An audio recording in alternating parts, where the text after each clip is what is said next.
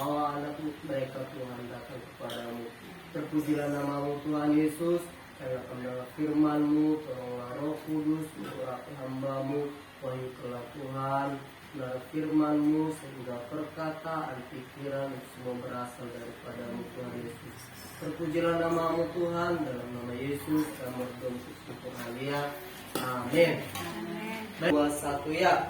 Tetapi kamulah bangsa yang terpilih, imamat yang rajani, bangsa yang kudus, umat kepunyaan Allah sendiri, supaya kamu memberitakan perbuatan-perbuatan yang besar dari Dia yang telah memanggil kamu keluar dari kegelapan kepada terangnya yang ajaib. Kamu yang dahulu bukan umat Allah, tetapi yang sekarang menjadi umatnya, yang dahulu tidak dikasihani, tetapi yang sekarang telah beroleh belas kasihan. Nah, Bapak Ibu, tema firman Tuhan yang saya bawakan hari ini adalah milik kepunyaan. Tadi Pak Gembala bilang, kamu yang firman Tuhan, apa Tuhan mau aku bilang ya? Firman Tuhan apa mau aku bilang? Karena kalau selalu mendadak gini Bapak Ibu, kita jantungan juga gitu kan, kalau mendadak gitu. Beda sama Gembala, jam terbangnya bertinggi.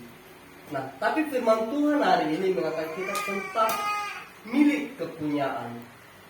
Tidak secara kebetulan Bapak Cornelius dengan Ibu di sini dikasih Tuhan, dikaruniakan Tuhan seorang anak. Kalau saya dengarkan namanya Jonathan Kristiwan, bagus sekali namanya. Ada lengkaplah Kristennya kan, Jonathan Kristian lagi. Nah, ini sangat bagus namanya. Nah, sebenarnya tadi harusnya kita mendengar dulu sudah, ya kan? Tapi mungkin itulah persingkat waktu ya. Kita dengar dulu apa sih latar belakang dengan nama ini gitu kan? Bagaimana sih perjalanannya si Jonathan ini sampai dia lahir? Nah, kalau saya Bapak Ibu, banyaklah sebenarnya si Michelle ini. Lagi jalan kami itu rusak di Laguna itu ya. Kalau kami ibadah, wah banyak sekali tantangan Bapak Ibu. Kadang dia harus turun, lagi hamil turun dulu COVID. Bahkan pernah kami tuh hampir ditabrak kalau mama si Michelle lagi hamil. Pokoknya banyak Bapak Ibu, banyaklah yang sudah dilewati. Nah, harusnya kita dengar itu dulu Kian, ya kan. Nah, dan alasan saya buat nama anak saya si Michelle adalah kalau memang sih tulisannya beda lah ya sama yang diucapkan. Misi itu artinya rindu gitu. L itu milik Tuhan. Jadi orang yang rindu dekat sama Tuhan, itulah artinya. Bahkan ketika saya ini ada Bapak Ibu, apa ya? Aku tuh selalu berdoa sama Tuhan. Aku selalu memikirkan istri saya ketika dia berkendara, Tuhan lindungi istriku Tuhan. Apalagi kalau saya kerja, waktu itu saya kadang harus second. Kalau hujan, wah gimana istri saya pulang ya? Aduh bahaya ini, saya selalu berdoa Bapak Ibu. Nah, kalau Gabriel itu bahwa ada malaikat yang menjaga dia. Nah, itulah alasannya banyak perjalanan dan kami rindulah nanti atau ya kalau waktu dibicarakan bagaimana sih latar belakang si Jonathan ini dari dalam kandungan gitu Bapak Ibu. Bahkan kalau banyak juga kalau saya dengar ada beberapa bilang ingin nanti laki-laki. Sebelum anak saya ini Bapak Ibu umur 3 bulan masih dalam istri saya hamil istri saya gitu. Saya udah tahu bahwa dia perempuan gitu. Tuh menunjukkan kepada saya dalam mimpi itu Bapak Ibu ada anak-anak kelompok anak-anak gitu kan. Jadi ada seorang anak ini nangis sudah dibawa, jahatlah mereka sama anak ini. Lalu anak itu saya peluk, saya bela lah mereka, saya marahi anak-anak yang jahat ini kan, yang memukul anak ini saya peluk. Dan anak ini mau saya peluk dan dia melihat saya perempuan gitu. Dan pelukan itu Bapak gini sampai saya terbang. Iya. Saya lihat istri saya, iya, anak saya perempuan. Nah, Bapak Ibu, inilah latar belakang. Nah, firman Tuhan mengingatkan kita sebagai milik kepunyaannya. Kita ini milik kepunyaannya. Kalau dikatakan kita yang dahulu jauh, sekarang sudah dekat. Kalau kita mengenal firman Tuhan dalam bangsa Israel, ketika Musa membawa bangsa Israel dalam perjalanan, satu aja dikatakan bagaimana umat kepunyaan Tuhan, bangsa Israel itu boleh beribadah kepada Tuhan Bapak Ibu. Makanya ketika si Harun mengatakan kepada Musa, lihatlah umatmu sudah binasa, mereka sudah berpesta pora, melakukan hal-hal yang jahat, menyembah patung berhala, dikatakan. Nah, betapa Tuhan ini rindu bagaimana umat kepunyaannya ini datang kepadanya, menyembah Dia, Bapak Ibu. Nah, kita juga di sini, Pak Cornelius dan Ibu juga yang sudah memiliki anak, pastilah rindu anaknya ini sebagai milik kepunyaan kita, rindu anak kita ini seperti yang kita inginkan. Contohnya dulu, seperti yang kita inginkan sebagai orang tua, ya kan? Bapak Ibu,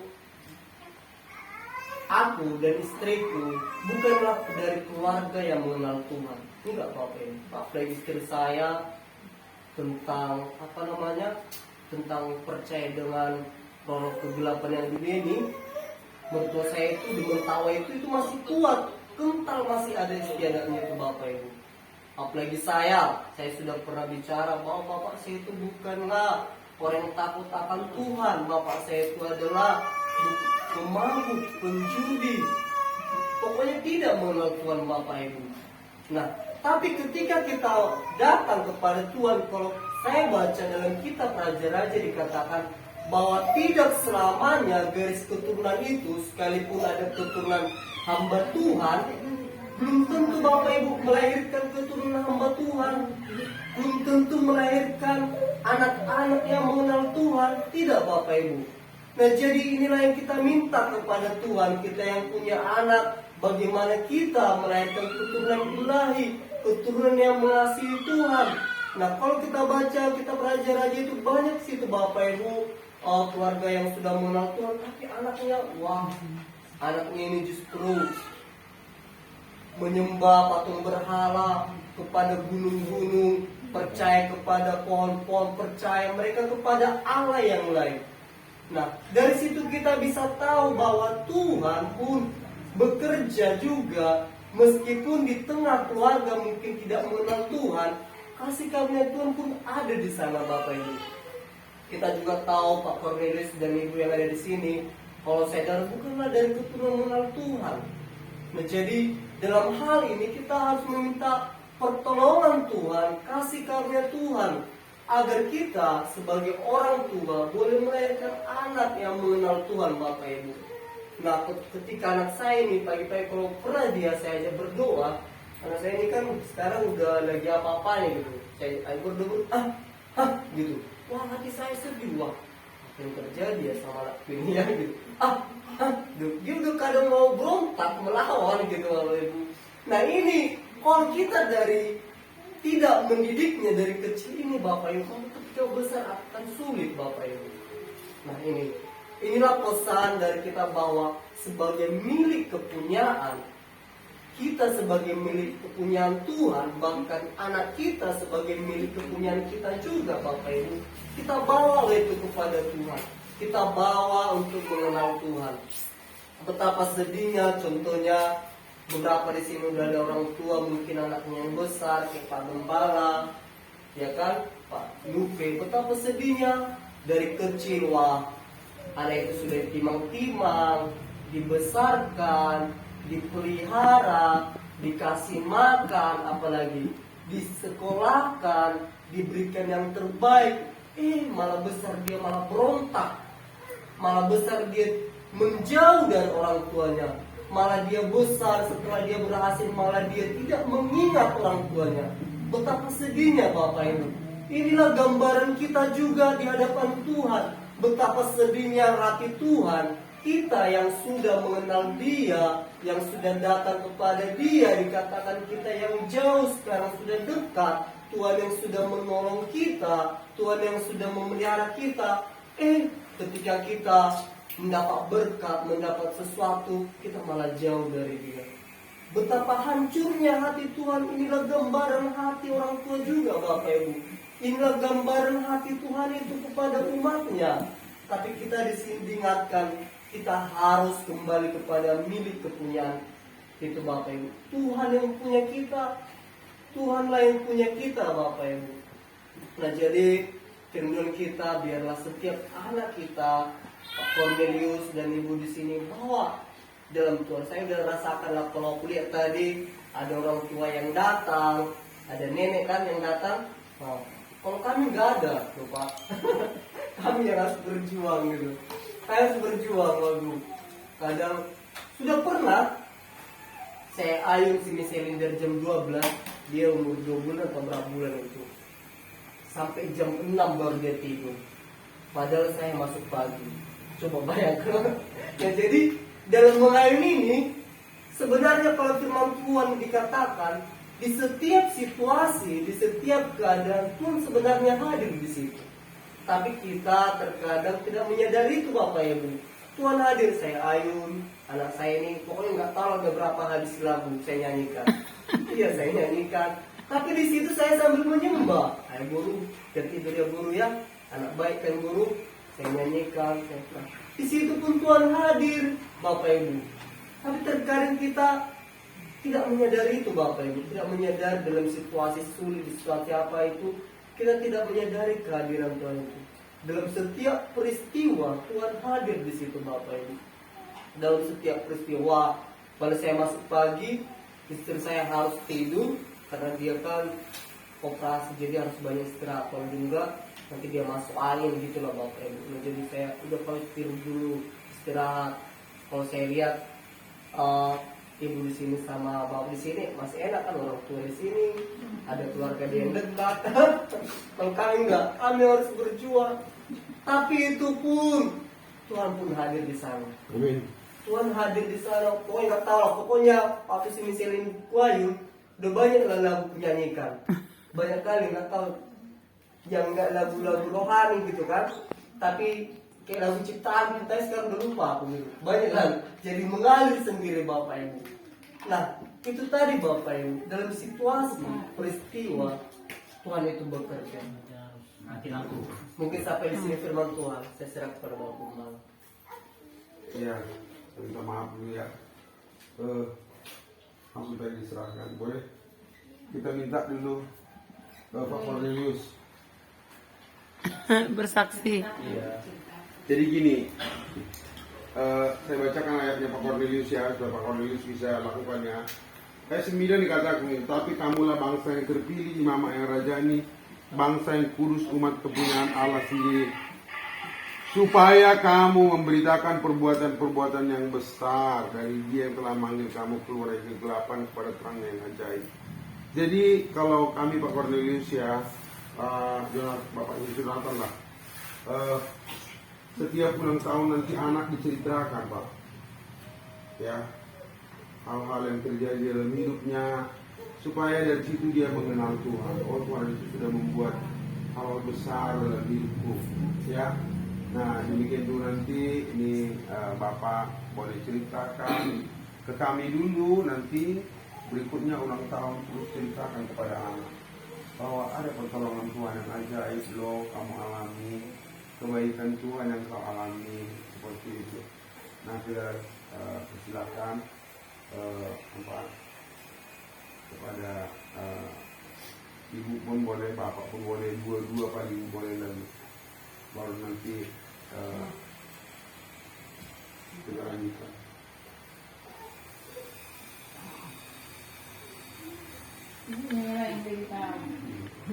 Gimana perasaan ibu selama mengandung?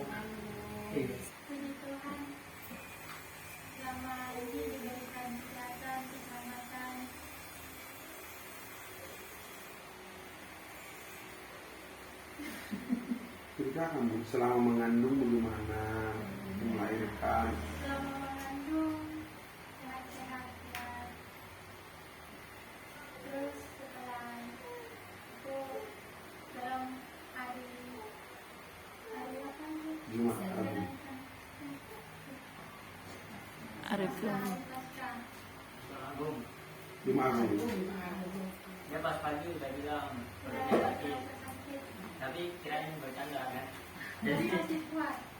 Masih kuat. jadi saya bilang enggak lah, terus saya naik gereja. Pas udah selesai doa, pas makan-makan, om katanya kenapa nenek kan naik. Saya bilang perut ini sakit, jadi nenek nggak berani naik. sebentar saya bilang itu langsung ditelepon neneknya dibilang perut Sally sakit katanya, ada keadaan bisa pulang kan.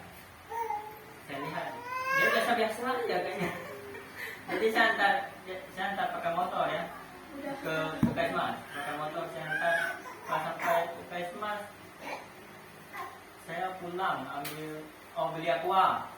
Pas pergi udah siap-siap, dokter bilang udah mau lahirkan, itu bang udah pecah, udah pembukaan luka katanya. Puji Tuhan, lahirnya normal, terus lancar ya, bentar ya. Lancar ya. Iya. Orang baru ke ini ada kan? Kita jam berapa mulai? Mulai jam 12 lewat. Memang belum kita. Yang Dia jam 1 lewat mulai keluarnya pas jam 2.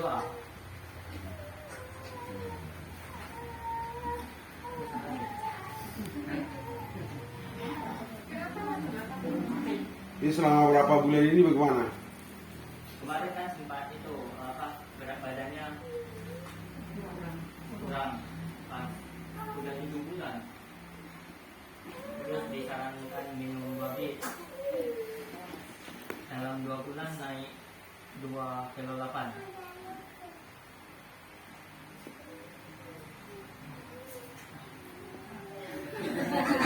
Ya lanjutkan ibu kan. Bersyukurlah. Dia nggak sampai sakit mulai tinggi cepat. Iya, enggak kayak biasa aja. Kak, Dia bilang lah bu, lanjutkan. Tuhan, dengan campur tangan, terus mohon doanya untuk anak saya agar selalu sehat, terus bisa jadi pelayan Tuhan. Amin. Ya itulah pertolongan Tuhan. Bapaknya pergi ibadah, pertolongan. Jadi ini suatu yang perlu diceritakan nanti kepada anak. Ingatlah anakku, kau lahir pada waktu Jumat Agung. Bapakmu pergi ibadah dan balik ibadah, Tuhan yang campur tangannya. Karena zaman sekarang ini ya mana lah ya, dokter ini main belah aja. Sikit-sikit, ya udah operasi aja. Tapi Tuhan melindungi, nggak perlu dioperasi ya. Kalau dibawa ke rumah sakit itu udah mau melahirkan aja dibelah dokternya. Ya tapi ini ajaib ya, dengan tempo singkat.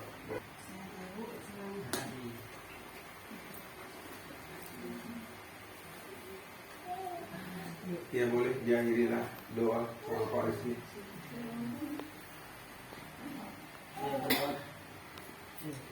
Terima kasih Bapak, kami bersyukur buat pemurahan Tuhan dalam setiap kehidupan kami. Amin. Lebih Tuhan buat keluarga Pak Jonathan yang sudah Tuhan tolong dalam setiap langkah mereka. Bahkan proses kelahiran yang sudah kerjakan Tuhan yang campurkan. Amin. Tuhan. Amin Tuhan, setiap permohonan yang dia Terima sampaikan, kasih Tuhan Tuhan ini, Yesus. biarlah Tuhan menolong, Kesaksian yang mereka boleh sampaikan, menguatkan kami yang mendengar, dan lebih lagi menaruh harap percaya kepadamu. Terima kasih Yesus. Amin. Bapak dan kami maklum akan bersama-sama bersuka cita lewat kelahiran Tuhan Jonathan dan keluarga Pak Kornelius. Amin. Berkat yang Tuhan limpahkan kepada mereka, semuanya boleh letakkan kebaikan bagi Tuhan. Terima kasih Tuhan, kami menyerahkan setiap keluarga ini Tuhan, bahkan Yesus. yang mereka lakukan Tuhan. Amin. Tuhan selalu kami bersama kami di sini Tuhan, kakek nenek maupun Pak Awang Tuhan, Pak Neng, Tuhan juga yang selalu memberkati mereka. Terima kasih Tuhan, inilah doa permohonan kami Bapa, kami percaya Tuhan, Roh Kudus yang menguatkan kami untuk melakukan apapun yang Tuhan firmankan dalam hidup kami. Terima kasih yang berdoa, syukur haleluya. Amin. Amin. Syukuran kelahiran si Jonathan Cornelius.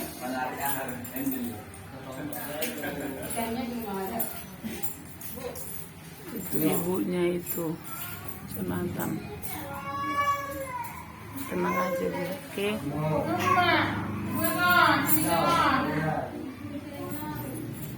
Ini bapak.